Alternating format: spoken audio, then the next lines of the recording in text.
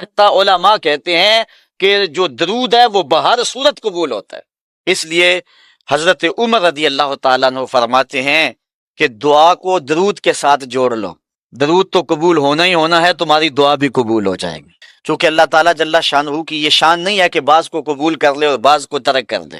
ہماری فقہ کا بھی مسئلہ ہے، اگر آپ نے کسی سے سودا لیا ہے، اس میں کوئی ردی چیز آ گئی ہے اور کچھ صحیح آ گئی ہے، اب یہ نہیں آپ کر سکتے کہ جو صحیح ہے وہ رکھ لیں اور ردی واپس کر دیں، یا تو وہ صحیح کے ساتھ ردی بھی قبول کرنا پڑے گی اور یا پھر جو ہے وہ صحیح بھی واپس کرنا پڑے گی۔ یہ نہیں ہوگا کہ مرضی کی رکھ لی اور مرضی کی واپس کر لی، یا سارا سودا قبول کرنا پڑے گا یا سارا سودا واپس کرنا پڑے گا۔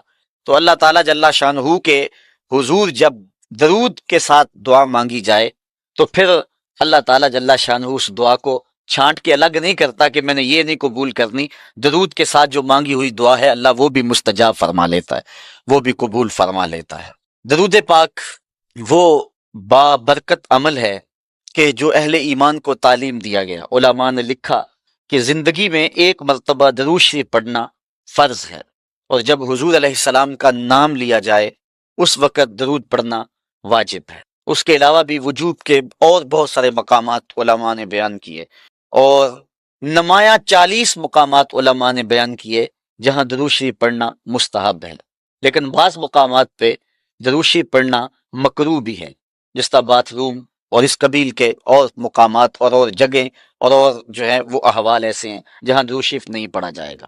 باقی درود شریف وہ بابرکت وظیفہ ہے، وہ مقبول بارگاہ عمل ہے کہ جس کو جتنی بار مرضی پڑھو، ایک تو طبیعت میں اکتاہٹ نہیں ہوتی، انسان تھکتا نہیں، اور دوسرا اس عمل کی برکتیں اتنی ہیں، اس کا ثواب اتنا ہے کہ حضور نبی رحمت صلی اللہ علیہ وسلم کا فرمان حضرت ابو ہریرہ رضی اللہ تعالی عنہ سے سماعت کر لیجئے کہ حضور علیہ السلام نے ارشاد فرمایا من صلی علیہ صلاۃ واحدۃ صلی اللہ علیہ عشرا، جو میرے اوپر ایک مرتبہ درود پڑھتا ہے اللہ تعالیٰ اس پہ 10 رحمتوں کا نزول فرماتا ہے۔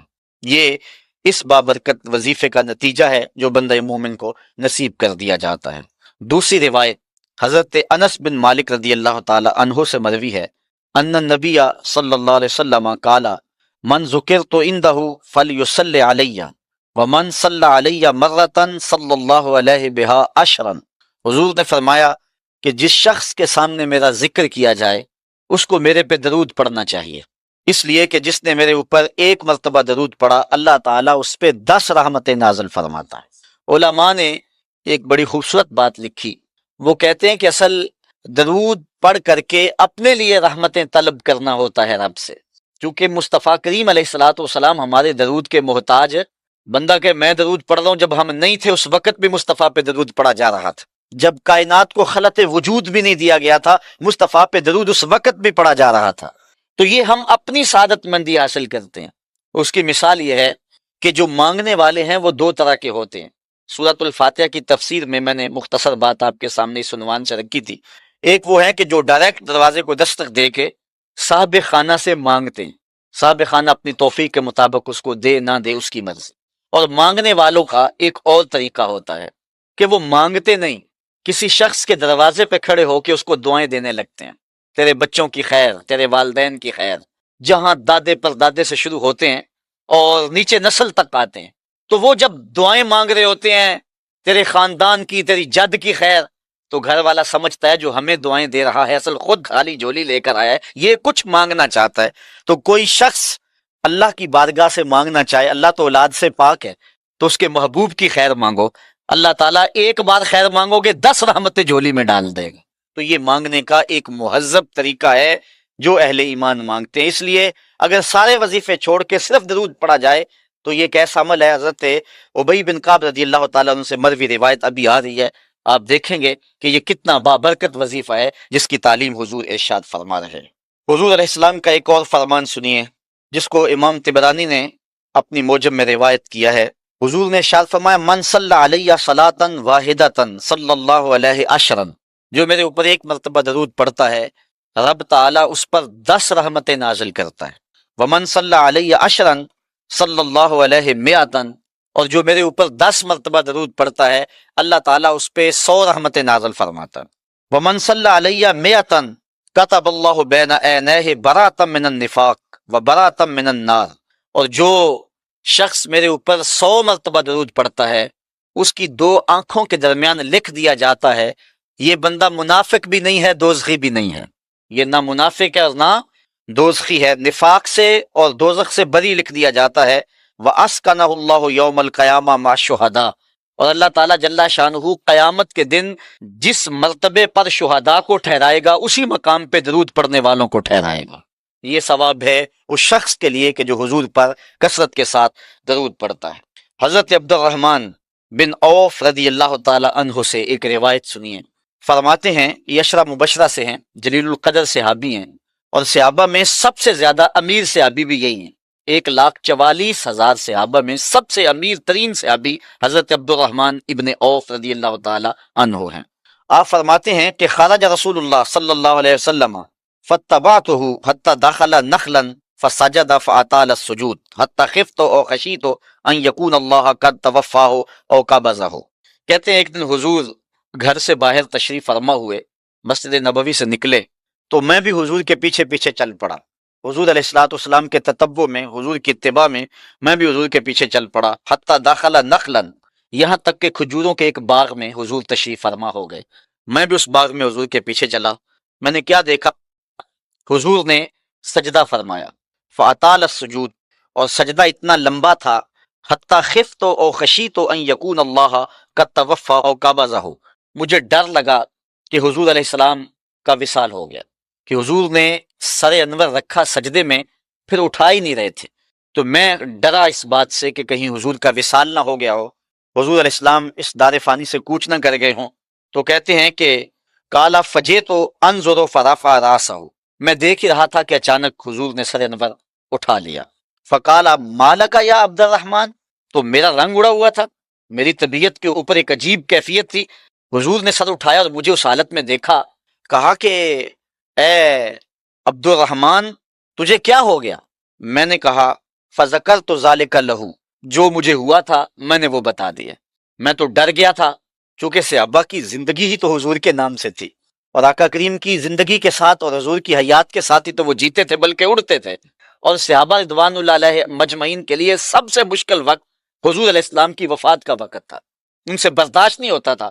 آپ نے پڑھا ہوگا سیر میں، علماء سے سنا ہوگا، حضرت عمر نے تلوار نکال لی تھی حضور کے وصال پر، کوئی کہے تو صحیح حضور کا وصال ہو گیا میں گردن کاٹ دوں گا، روتے تھے، عجیب کیفیت تھی۔ حضرت ابوبکر صدیق نے ہاتھ آگے کیا لیکن حضرت عمر جو ہے وہ ان کی بات بھی سننے کے لیے تیار نہیں۔ حضرت بلال چیخیں مارتے تھے، عجیب حالت تھی۔ حضرت سیدہ فاطمہ کہتی تھی سبت علی مصائب لو انہا سبت علی الایام سرنا لیالیا، لوگوں میرے اوپر جو مصیبتیں ٹوٹ پڑی ہیں اگر وہ چٹے دنوں پہ پڑتی تو وہ بھی کالی راتیں بن جاتے، اتنی مصیبتیں آ گئی۔ حضور علیہ السلام کے وصال پر یہ صحابہ کی کیفیت۔ حضرت زید بن عبداللہ اپنے باغ کو پانی دے رہے تھے، حضرت امام زرقانی نے لکھا ہے ان کے بیٹے نے جا کے کہا کہ ابا جی کوئی بات سنی ہے؟ انہوں نے کہا بتاؤ بیٹے کیا ہوا ہے؟ کہا حضور کا وصال ہو گیا۔ تو حضرت زید نے یوں ہاتھ اٹھائے اور سنو انہوں نے کیا کہا، اللہم اذہب بصری حتی لا ارا بعد حبیبی محمد احدا، اے اللہ مجھے اندھا کر دے، مجھے نابینا کر دے، آنکھوں کے چراغ روشن اس لیے تھے کہ تیرے رسول کو دیکھتا تھا، اب حضور اگر اس دنیا سے چلے گئے تو میں نے آنکھوں کی چراغ کیا کرنے؟ تو اللہ تعالیٰ نے ان کی دعا قبول فرما لی اور وہ فوراً نابینا ہو گئے۔ کسی نے بعد میں ان کے پاس جا کے افسوس کیا کہ تمہاری آنکھوں کی بینائی جاتی رہی ہے، بڑا افسوس ہوا ہے، وہ فرمانے لگے تمہیں ہوا ہوگا مجھے تو کوئی نہیں ہوا، میں تو حضور کے بغیر کسی کو دیکھنا ہی نہیں چاہتا۔ اور اعلیٰ حضرت فرماتے ہیں کون نظروں پہ چڑھے دیکھ کے تلوا تیرا، جس نے آپ کو دیکھا پھر وہ کسی کو جو ہے وہ اور کیوں دیکھے؟ تو یہ صحابہ کی کیفیت تھی۔ بلکہ غدابہ نامی اونٹنی جس پہ حضور سواری کیا کرتے تھے، کتب میں آتا ہے، صحیح روایات ہیں، وہ حضرت فاطمہ تو زہرا کی دہلیز پر سر رکھ کے رویا کرتی تھی، اور وہ یافور نامی دراز گوش جس پہ حضور سواری کیا کرتے تھے، جس کو ہم اپنی زبان میں گدھا کہہ لیتے ہیں لیکن نسبت رسول سے ہوگی تو پھر اس کو دراز گوش کہیں گے، تو وہ قبیلہ بنو سلیم کے کنویں میں چھلانگ لگا کے مر گیا کہ جب حضور چلے گئے ہیں تو ہم نے جی کے کیا لینا ہے۔ یہ کیفیت جانوروں کی تھی، اللہ اکبر۔ تو حضور کی جدائی کا صدمہ کون برداشت کرے؟ آپ نے سنا نہیں کہ استن حنانہ حضور کے فراق میں کیسے تڑپ تڑپ کے روتا تھا؟ صحاح میں روایت ہے، لگتا تھا جس طرح پھٹ جائے گا، اور آقا کریم ممبر سے نیچے اترے اور آقا نے اس کو دونوں ہاتھوں میں لیا، پھر تسلی دی اور ایسے لگا جس طرح کہ بچھڑا ہوا بچہ ماں کی گود میں آ جائے تو اس کی گگھی بن جاتی ہے، یہ کیفیت ہوئی۔ پھر حضور ممبر پہ جلوہ فراز ہوئے اور صحابہ سے مخاطب ہو کے کہا لو لم افعل ھکذا لھن الی یوم القیامہ، اگر میں اپنے عاشق زار کو ممبر سے اتر کے یوں تسلی نہ دیتا تو یہ لکڑی کا ستون قیامت تک روتا ہی رہتا۔ اللہ اکبر، یہ ہے حضور کے پیار کی کیفیت۔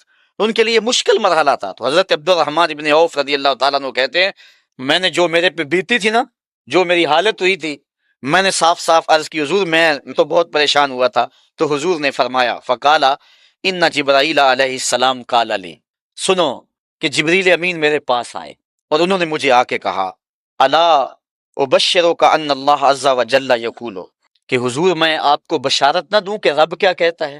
وہ یہ کہتا ہے من صلی علیک صلیت علیہ ومن سلم علیک سلمت علیہ۔ ذرا دیکھیے لفظ، حضور فرماتے ہیں میں کیوں سجدے میں گیا تھا؟ سنو اے عبد الرحمن ابن عوف واقعہ کیا ہوا، میں اتنا لمبا سجدہ کیوں کیا؟ کہا میرے پاس جبریل آئے اور جبریل نے مجھے رب کا سندیسہ دیا، پیغام دیا کہ محبوب آپ کا رب کہتا ہے کہ آپ کا جو امتی آپ پہ درود پڑے گا میں رب ہو کے اس پہ درود پڑوں گا، اور جو آپ کا امتی آپ کو سلام کہے گا میں رب ہو کے اس کو سلام کروں گا۔ تو حضور فرماتے ہیں فسجدت للہ شکرا، تو پھر میں سجدہ نہ کرتا، پھر میں شکر کا سجدہ نہ کرتا اور میرا سجدہ لمبا نہ ہوتا کہ اتنا کرم ہوا کہ میرا اگر غلام مجھ پہ درود بھیجے تو رب اس پہ درود بھیجتا ہے۔ اللہ اکبر، یہ کرم نوازیاں اس شخص پر کہ جو حضور نبی رحمت صلی اللہ علیہ وسلم پر درود بھیجتا ہے۔ آئیے حضرت عبداللہ ابن مسعود رضی اللہ تعالی عنہ سے ایک روایت سنتے ہیں، کہتے ہیں کہ ان للہ ملائکۃ سیاحین یبلغون عن امتی السلام، اللہ کے کچھ فرشتے ہیں جن کی ڈیوٹی یہ ہے وہ دھرتی پر گھومتے ہیں، پوری دنیا پہ چکر لگاتے ہیں، اور کرتے کیا ہیں؟ جہاں جہاں بھی کوئی شخص میرے اوپر سلام بھیجے تو وہ اس امتی کا سلام میرے تک پہنچاتے ہیں کہ حضور آپ کے فلاں امتی نے آپ تک جو ہے وہ سلام بھیجا ہے۔ اور دوسری روایت حضرت حسن رضی اللہ تعالیٰ عنہ اپنے باپ حضرت علی المرتضیٰ سے روایت کرتے ہیں کہ حضور علیہ السلام نے ارشاد فرمایا حیث ما کنتم فصلوا علیہ فإن صلاتکم تبلغنی، فرمایا علی جہاں بھی رہو میرے اوپر سلام پڑھا کرو، تمہارا سلام مجھے پہنچتا ہے، جہاں بھی رہو میرے اوپر سلام پڑھنے کو عمل کو نہ چھوڑنا۔ قیامت کے دن حضور علیہ السلام کی سب سے زیادہ قربت کس شخص کو نصیب ہوگی؟ تو وہ روایت ہے حضرت عبداللہ ابن مسعود رضی اللہ تعالی عنہ سے کہ حضور نے فرمایا ان اول الناس بی یوم القیامہ اکثرہم علی صلاۃ، قیامت کے دن میرا سب سے زیادہ قریبی شخص وہ ہوگا کہ جو میرے اوپر کثرت کے ساتھ درود پڑا کرتا ہے۔ حضرت ابی بن کعب رضی اللہ تعالیٰ عنہ کی وہی روایت جو میں نے جس کا اشارہ دیا، روایت کرتے ہیں کان رسول اللہ صلی اللہ علیہ وسلم اذا ذهب ربع اللیل قام فقال یا ایھا الناس اذکروا اللہ جاءت الراجفہ تتبع الرادفہ جاء الموت بما فیہ جاء الموت بما فیہ۔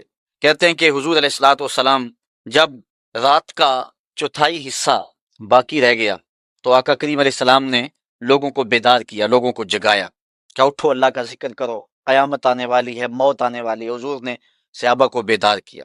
قال ابی بن کعب رضی اللہ تعالیٰ عنہ، حضرت ابی بن کعب رضی اللہ تعالیٰ عنہ فرماتے ہیں یہ جلیل القدر سے آدمی ہیں اور حضور علیہ الصلوۃ والسلام ان سے قرآن سنا کرتے، بلکہ ایک دن حضور گزر رہے تھے، حضرت ابی بن کعب رضی اللہ تعالیٰ عنہ تلاوت کر رہے تھے، حضور رک کے سننے لگے۔ اگلے دن ملاقات ہوئی تو فرمایا ابی میں گزر رہا تھا، تو تلاوت کر رہا تھا اور میں سنتا رہا۔ تو حضرت ابی نے کہا حضور اگر مجھے پتہ چل جاتا نا کہ آپ سن رہے ہیں تو میں اور سوار کے پڑھتا۔ محدثین شارحین لکھتے ہیں کسی کے دکھلاوے کے لیے قرآن سوار کے پڑھنا ریاکاری ہے، لیکن اگر حضور کے دکھلاوے کے لیے پڑھا جائے یہ ریاکاری نہیں ہے، یہ عین دین ہے۔ تو حضرت ابی بن کعب رضی اللہ تعالی عنہ کہتے ہیں کہ میں نے حضور کی خدمت میں عرض کی فقل، تو میں نے عرض کی یا رسول اللہ صلی اللہ علیہ وسلم میں آپ پر بہت زیادہ درود شریف پڑھتا ہوں، فکم اجعل لک من صلاتی، تو مجھے بتا دیں کہ میں آپ پہ کتنا وقت درود پڑھا کروں۔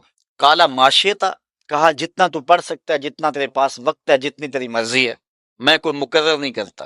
کالا کل، تو میں نے کہا الربع، میں چوتھا حصہ درود پڑھا کروں گا، باقی 3 حصے باقی وظیفے کر لیا کروں۔ کالا ماشیتا، حضور نے فرمایا تیری مرضی، وَإِن زِدْتَ فَهُوَ خَيْرٌ لَكَ، لیکن اگر درود زیادہ پڑھے نا تو تیرے لیے ہوگا بہتر۔ ویسے تو اگر چوتھا حصہ پڑھے باقی 3 حصے باقی وظیفے، لیکن اگر ایسا کرے تو تیرے لیے بہتر ہوگا، زیادہ اگر پڑھ لے۔ کالا کہتے ہیں فقل تو میں نے کہا فسلسین میں 2/3 پڑھ لیا کروں گا. کالا ماشیتا فرمایا جس طرح تیری مرضی. فَإِن زِدْتَ فَهُوَ خَيْرٌ لَكَ لیکن اگر تو درود کو زیادہ کر لے تو یہ تیرے لیے بہتر ہوگا. قلت النصف میں نے عرض کی حضور میں آدھا وقت درود پڑھ لیا کروں گا باقی آدھا وقت دیگر وظائف پڑھ لیا کروں گا. قلت جب میں نے یہ بات کہی تو حضور نے فرمایا ماشیتا جو تیری مرضی جو تیرے دل میں آئے. وَإِن زِدْتَ فَهُوَ خَيْرٌ لَكَ لیکن اگر تو درود کو اور زیادہ کر دے تو تیرے لیے ہے بہتر. کہتے ہیں کہ میں نے عرض کی اجل لک صلاتی کلھا حضور پھر میں سارا وقت درود ہی پڑھ لیا کروں گا میں سارا وقت درود ہی پڑھ لیا کروں گا. تو آقا کریم نے فرمایا پھر تجھے دنیا کی تکلیفیں بھی نہیں پہنچیں گی اور آخرت میں بھی تجھے نجات مل جائے گی. کیونکہ انسان وظیفہ 2 مقاصد کے لیے کرتا ہے. میری دنیا کے معاملات ٹھیک ہو جائیں کچھ وظائف اس لیے پڑھتا ہے یا پھر میری آخرت ٹھیک ہو جائے اس لیے وظائف پڑھتا ہے. 2 ہی غرضیں ہوتی ہیں وظائف پڑھنے سے. لیکن حضور نے فرمایا اگر تو سارا وقت درود پڑھتا رہے تو پھر تیری دنیا بھی ٹھیک ہو جائے گی تیری آخرت بھی ٹھیک ہو جائے گی تیرے سارے معاملے ٹھیک ہو جائیں گے. اللہ اکبر. اور حضور علیہ السلام کا یہ ایک اور فرمان سنیے جس کو حضرت انس رضی اللہ تعالیٰ عنہ روایت کرتے ہیں. حضور علیہ السلام نے ارشاد فرمایا من صلی علیہ فی یوم 1000 مرہ لم یمت حتی یرا مقعدہ من الجنہ جو ایک دن میں 1000 مرتبہ میرے اوپر درود پڑے وہ اتنی دیر تک مرے گا نہیں جب تک جنت میں اپنا ٹھکانہ نہیں دیکھ لیتا. یہ اللہ تعالیٰ اس کو خاص نور نصیب فرمائے گا. اور آئیے سنیے حضور علیہ السلام کیا ارشاد فرما رہے ہیں. حضرت ابو درداء رضی اللہ تعالی عنہ سے روایت ہے. امام ابن ماجہ نے اپنی سند سے اس کو روایت کیا ہے. قال قال رسول اللہ صلی اللہ علیہ وسلم اکثروا علی من الصلاۃ کل یوم الجمعہ فانہ مشہود تشہدہ الملائکہ. حضور نے فرمایا کہ ہر جمعے کے دن میرے اوپر کثرت کے ساتھ درود پڑھا کرو کیونکہ یہ یوم مشہود ہے اس دن فرشتے حاضر ہوتے ہیں. تو جمعے کے دن کثرت کے ساتھ باقی دنوں کی نسبت میرے اوپر درود پڑھا کرو. تو وَإِنَّ أَحَدًا لَن يُصَلِّيَ عَلَيَّ إِلَّا أُرِدَتْ عَلَيَّ صَلَاتُهُ حَتَّى يَفْرُغَ مِنْهَا اس لیے کہ تم میں سے جو کوئی میرے اوپر درود پڑھتا ہے جب تک فارغ نہیں ہو جاتا اس کا درود جو ہے وہ میرے اوپر پہنچا دیا جاتا ہے. کالا تو حضرت ابو درداء کہتے ہیں قل تو میں نے کہا وبعد الموت حضور جب آپ اس دنیا سے چلے جائیں تو کیا اس کے بعد بھی یہ وظیفہ اور یہ عمل جاری رکھیں. حضرت ابو درداء رضی اللہ تعالی عنہ نے جو ہے یہ وضاحت حضور سے پوچھی اور یہ بھی بڑے جلیل القدر صحابی ہیں بلکہ صحابہ میں سے انتہائی متقی اور پرہیزگار صحابی ہیں. بلکہ حضرت ابو درداء کے بارے میں آتا ہے کہ فجر کی نماز پڑھ کے جلدی چلے جاتے تھے. ایک دن حضور نے روک کر کے کہا ابو درداء کاہے کی جلدی ہوتی ہے کہ رکتے بھی نہیں بہت جلدی چلے جاتے ہو. عرض کی حضور میرے ہمسایوں کے گھر میں کھجور کا ایک لمبا درخت ہے اور آج کل مدینے میں کھجوروں کے پکنے کا موسم ہے اور سحری کے وقت ٹھنڈی ہوائیں مدینے کو سلامی دینے آتی ہیں اور میں اس لیے جلدی جلدی چلا جاتا ہوں کہ وہ جو کھجوریں جھڑ کے میرے ویڑے میں گر جاتی ہیں بچوں کے اٹھنے سے قبل ہمسائے کے گھر میں پھینک دوں کہیں میرا بچہ کوئی نہ کھا لے اور ہماری سڑک سے گنے کی ٹرالی گزر کے تو دیکھے. یہ دیکھیے حضور علیہ السلام کے صحابی کا عمل اور ان کی زندگی کے معمولات. یہ ہے حضرت ابو درداء رضی اللہ تعالیٰ عنہ. کہتے ہیں میں نے حضور سے کہا حضور جب آپ اس دنیا سے چلے جائیں گے تو کیا پھر بھی درود آپ کو بھیجیں اور پھر بھی آپ پر پہنچتا رہے گا. تو سنو حضور نے کیا کہا. حضور نے فرمایا ان اللہ حرم علی الارض ان تاکل اجساد الانبیاء علیہم الصلاۃ والسلام. اللہ تعالیٰ نے مٹی پر حرام کر دیا ہے کہ وہ نبیوں کے جسموں کو کھائے. نبی قبروں میں زندہ ہوتے ہیں اور ان کو رزق بھی دیا جاتا ہے. حضرت ابن ماجہ نے یہ روایت بے اسناد جید اچھی سند کے ساتھ اس کو روایت کیا ہے. بلکہ حضور نبی رحمت صلی اللہ علیہ وسلم نے ارشاد فرمایا کہ جب کوئی شخص میرے اوپر درود پڑھتا ہے تو اللہ تعالیٰ جل شانہ میری روح میرے بدن میں لٹا دیتا ہے حتیٰ کہ میں اس کے سلام کا جواب دیتا ہوں. وہ کیا کسی نے کہا شعر تو سادہ سا ہے لیکن اس حدیث کا ترجمہ ہے.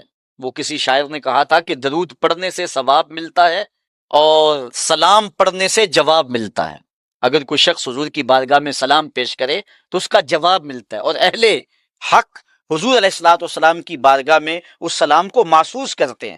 حضرت امام مالک نے یہ بات کہی کہ اگر کوئی شخص حضور کے روضے پہ جائے باقی ائمہ کہتے ہیں کہ وہ کہے کہ میں حضور کے روضے کی زیارت کر کے آیا ہوں لیکن امام مالک کہتے ہیں کہ یہ نہ کہے میں حضور کے روزے کی زیارت کر کے آیا ہوں، بلکہ یہ کہے میں حضور کی زیارت کر کے آیا ہوں، کیونکہ حضور علیہ الصلوۃ والسلام کو جس نے حضور کے روزے کو دیکھا، حضور نے فرمایا وہ ایسے ہی ہے جس نے میری زندگی میں اس نے مجھے دیکھا۔ حضرت شیخ سید احمد کبیر الرفائی رحمت اللہ تعالی علیہ بہت بڑے بزرگ گزرے، ساری زندگی حضور پر کثرت کے ساتھ درود پڑا، اور حضور علیہ السلام کی طرف سے جو باطن میں جواب آتا رہا اس کو موصول کرتے رہے۔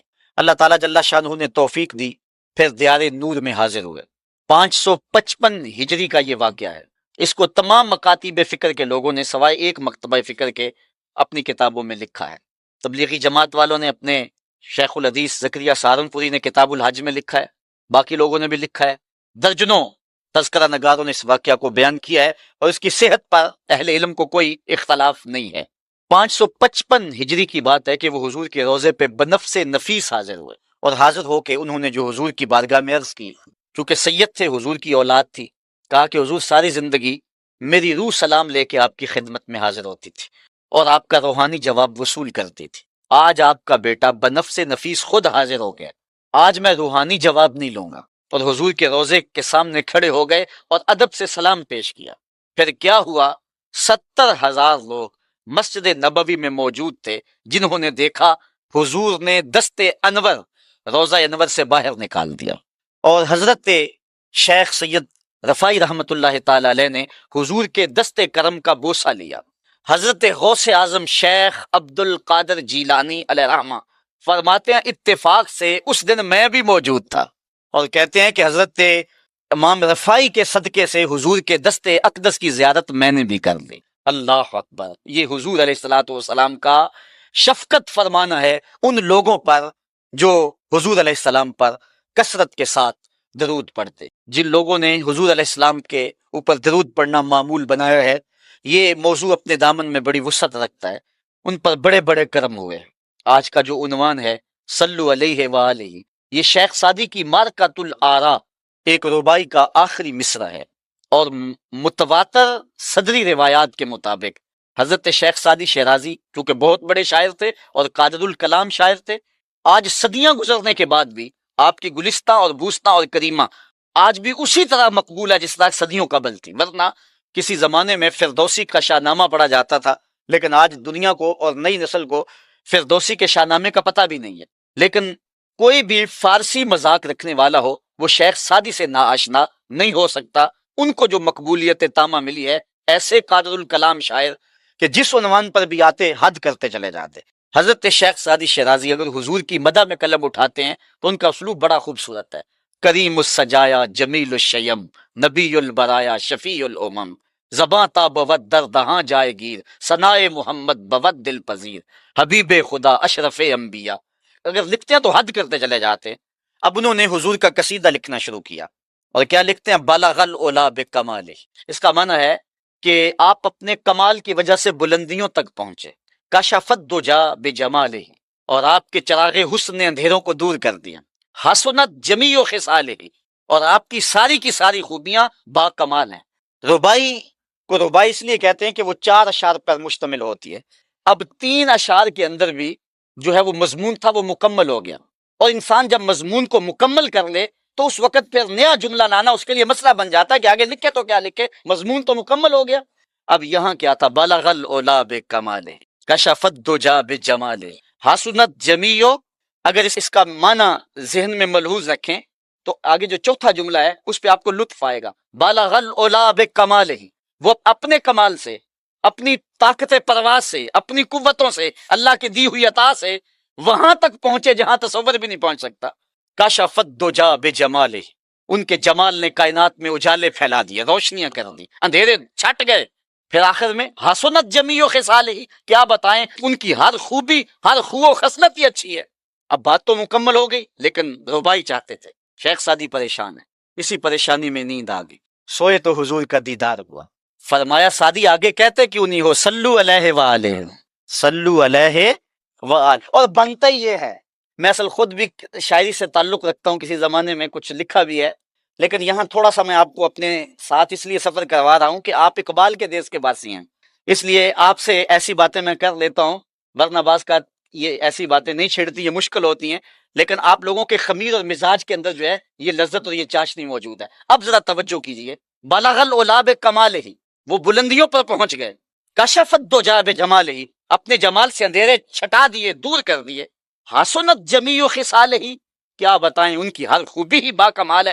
تو جب ہر خوبی با کمال ہے تو پھر جی نہیں چاہتا کہ پڑھو صلو علیہ وآلہ، یعنی پھر دل اچھلتا ہے، روح پکارتی ہے، جو اتنی خوبیوں کا منبع و مصدر ہے، اتنے کمالات کا جامع ہے، جس کے دم سے اندھیرے چھٹ گئے، جس کے دم سے کائنات میں اجالے پھیل گئے، تو پھر کیوں جی نہیں چاہتا کہ اس نبی پر درود پڑھا جائے؟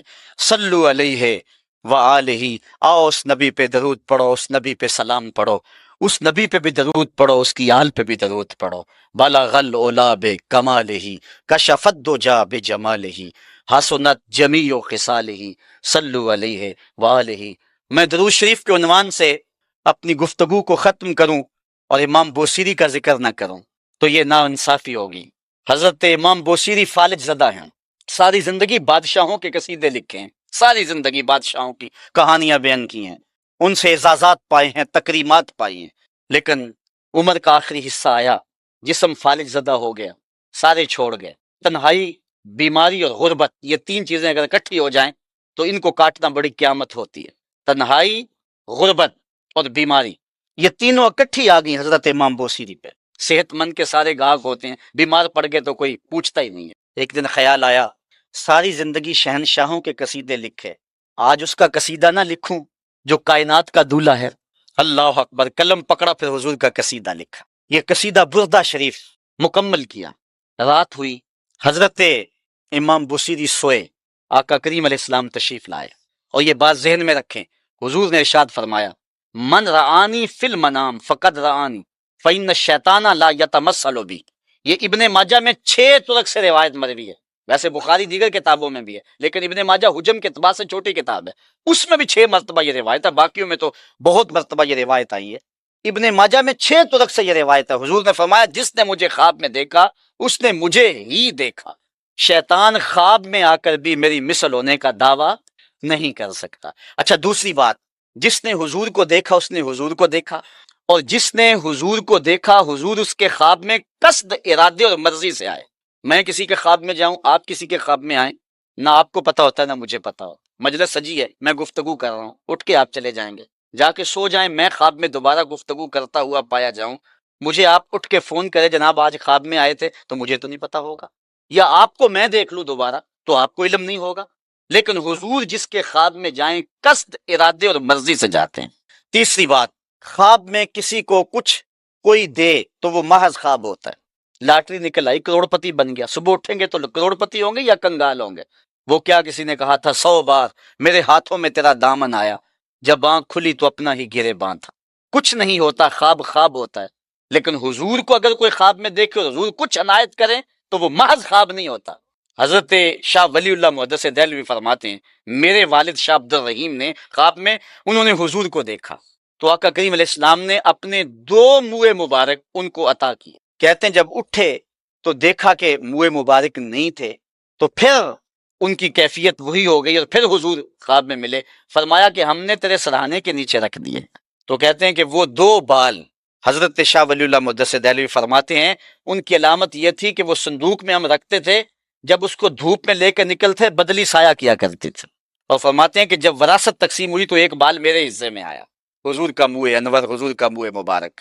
تو جس نے حضور کو خواب میں دیکھا حضور کو ہی دیکھا، حضور قصد سے آئے، جو دیا حقیقت میں دیا۔ اور چوتھی بات، وہ بخاری کی روایت ہے، حضور فرمایا من رآنی فی المنام فسیرانی فی الیقظہ، جس نے مجھے خواب میں دیکھا ان قریب جاگتے بھی دیکھ لے گا۔ شارحین لکھتے ہیں ساری زندگی نہ دیکھ سکا، جب روح نکل رہی ہوگی رخ محبوب سامنے ہوگا، اور اگر اس وقت حضور کا دیدار ہو جائے تو چاہیے بھی کیا، سوکھا نکلے سا ظہوری جے ویخ لواں مکھ تیرا، اگر اس وقت حضور کا دیدار ہو جائے تو اور کیا چاہیے۔ تو حضرت امام بوصیری کہتے ہیں کہ میں سویا مقدر جاگا، حضور تشریف لائے، فرمایا بوصیری جو قصیدہ لکھا ہے وہ سناؤ تو صحیح۔ تو انہوں نے وہ مشہور قصیدہ مولا یصلی وسلم دائماً ابدا، وہ قصیدہ حضور کی خدمت میں پیش کیا، تو آقا کریم علیہ السلام نے اپنا دست شفا ان کے بدن پہ پھیرا، اور حضور نے اپنی چادر اتار کر کے حضرت امام بوصیری کو دے دی۔ بردہ عربی میں کہتے ہیں جو ہے وہ چادر کو، اسی لیے اس قصیدے کو قصیدہ بردہ کہتے ہیں، وہ قصیدہ جس کی جزا میں چادر عنایت ہوئی تھی۔ حضرت امام بوصیری جب اٹھے تو بالکل ٹھیک تھے، چادر اوڑی اور مسجد میں نماز پڑھنے کے لیے جا رہے ہیں۔ راستے میں ایک درویش کھڑا تھا، کہا بوصیری رات والا قصیدہ تو سناؤ جو تم نے لکھا ہے۔ حضرت بوصیری کہتے ہیں میں نے لکھا تھا اور کسی کو پتہ نہیں تھا۔ میں نے کہا کون سا قصیدہ؟ کہنے لگے بھولے نہ بنو جو حضور کو سنایا تھا۔ کہنے لگے کہ میں نے کہا کہ تجھے کیسے پتا ہے؟ کہا بتاؤں یہ چادر کون سی ہے؟ اللہ اکبر! تو امام بوصیری رحمت اللہ تعالی علیہ نے حضور علیہ السلام پر یہ درود لکھا، مولا یصلی وسلم دائمن ابدا، اور یہ جزا پائی۔ حضرت سید محمد بن سلیمان رحمت اللہ تعالی علیہ ایک بزرگ گزرے ہیں، یہ 708 ہجری میں پیدا ہوئے تھے۔ کہتے ہیں کہ میں ایک دن کسی بستی سے گزر رہا تھا اور وہاں ایک کنواں تھا، اس کا پانی تھوڑا سا نیچے تھا اور میرے پاس کوئی چیز نہیں تھی جس سے میں ڈول ڈال کر کے وہ پانی نکال سکوں۔ میں متحیر کھڑا تھا، ساتھ ہی ایک شکستہ سا کچا سا مکان تھا، اس مکان کے اوپر ایک چھوٹی عمر کی لڑکی کھڑی تھی۔ مجھے کہنے لگی کہ آپ پریشان ہیں؟ میں نے کہا ہاں بیٹے، مجھے پریشانی یہ ہے کہ میں نے وضو کرنا اور نماز پڑھنی ہے اور وقت جا رہا ہے اور یہ پانی بہت نیچے ہے، اگر تم کچھ میری مدد کر سکتی ہو تو ضرور کرو۔ وہ چھت سے نیچے آئی اور اس نے آ کے اپنا لعاب اس کنویں میں پھینکا۔ حضرت شیخ سید محمد بن سلیمان فرماتے ہیں کہ میں نے دیکھا کہ یکا یک کنویں کا پانی اچھل کے کناروں تک آ گیا اور بہنے لگا۔ میں نے جلدی سے وضو کیا اور پھر میں نے اس لڑکی کو کہا میں تجھے اللہ کا واسطہ دیتا ہوں، تو مجھے بتا کہ تیرے پاس ہے کیا کہ تیرے لب کے ڈالنے سے یہ پانی اچھل کے اوپر آ گیا؟ تو اس لڑکی نے مجھے کہا کہ یہ جو مرتبہ مجھے ملا ہے بے کثرت الصلاۃ علی من کان اذا مشى فی البر تعلقت الوحوش باذیالہ، یہ مرتبہ میں اس پر درود پڑھ کے حاصل کیا ہے جب وہ جنگل سے گزرتے تھے تو جو جانور تھے قدموں سے لپٹ جاتے تھے، میں ان پر درود پڑھنے کی برکت سے جو ہے وہ یہ مرتبہ حاصل کیا ہے۔ تو حضرت سید محمد بن سلیمان کہتے ہیں کہ پھر میں نے ارادہ کر لیا کہ میں ساری زندگی حضور علیہ السلام پر درود پڑھتے ہوئے اور درود لکھتے ہوئے گزاروں گا۔ پھر انہوں نے مشہور زمانہ کتاب جس کو اہل علم اور اہل تصوف دلائل الخیرات کے نام سے جانتے ہیں، جس کی متعدد شروحات بھی لکھی گئی، وہ کتاب انہوں نے تصنیف کی۔ اور اس کتاب کی خصوصیت یہ ہے کہ جو شخص اس کتاب کو باقاعدگی کے ساتھ پڑھے اس کو حضور کا دیدار نصیب ہوتا۔ اور اس کتاب کو پڑھنے والے، میں نے ایک روایت میں پڑھا ہے کہ جو شخص حضور علیہ السلام پر کثرت سے درود پڑھے، اللہ تعالیٰ اس درود کی برکت سے اسے تو نوازتا ہے، اس کی اولاد کو اور اس کی اولاد کی اولاد کو، یعنی اس کی نسلوں کو بھی سنوار دیتا ہے۔ تو حضرت سید محمد بن سلیمان نے یہ کتاب لکھ کر کے درود کی زمانے پر احسان کیا، اور آج تک بالخصوص علماء روم کا عمل اس کے اوپر جو ہے وہ کثرت کے ساتھ ہے۔ لیکن یہاں بھی جو ہے وہ ہمارے بر صغیر پاک و ہند میں بھی دلائل الخیرات پر لوگوں کے بہت زیادہ عمل ہے۔ میرے والد گرامی اللہ ان کی قبر پہ کروڑوں رحمت نازل فرمائے، انہوں نے 37 سال تک بلا ناغہ دلائل الخیرات کا وظیفہ کیا ہے، اور یہ جو کچھ بھی ہے وہ کیا کسی نے کہا تھا میں جو کچھ بھی ہوں ان کی توجہ کا روپ ہوں، میری زندگی تیرے پیار کا انعام ہی تو ہے۔ تو یہ سارا فیضان یہ دروش شریف کا فیضان ہے جو دروس قرآن کی صورت میں آپ دیکھ رہے ہیں۔ حضرت سید محمد بن سلیمان رحمت اللہ تعالی علیہ کا پھر انتقال ہو گیا اور سوس نامی ایک بستی کے اندر ان کو دفن کر دیا گیا۔ پھر اس کے بعد 77 سال کے بعد ان کو وہاں سے مراکش منتقل کیا گیا، اور آپ کو جب دفن کیا گیا، اور یہ بات اخبار مشہورہ میں سے ہے کہ آپ کی قبر کی مٹی سے درود کی برکت کی وجہ سے کستوری جیسی خوشبو آیا کرتی تھی، اور جب اتنے طویل عرصے کے بعد ان کو قبر سے نکالا گیا تو جب وہ فوت ہوئے تھے تو انہوں نے تھوڑی دیر پہلے حجامت بنائی تھی، اور جب لحد سے ان کو نکالا گیا 77 برس بعد تو ایسے لگتا تھا کہ جس طرح ابھی خط کروایا ہے، اور لوگوں نے ان کے جسم کو انگلی لگا کر کے دیکھا تو جس طرح ایک زندہ شخص کے جسم کو انگلی لگائیں تو خون ہٹ جاتا ہے اور جگہ زرد ہو جاتی ہے، تو ایسے ہی لوگوں نے پایا کہ جگہ زرد ہو گئی، پھر انگلی اٹھائی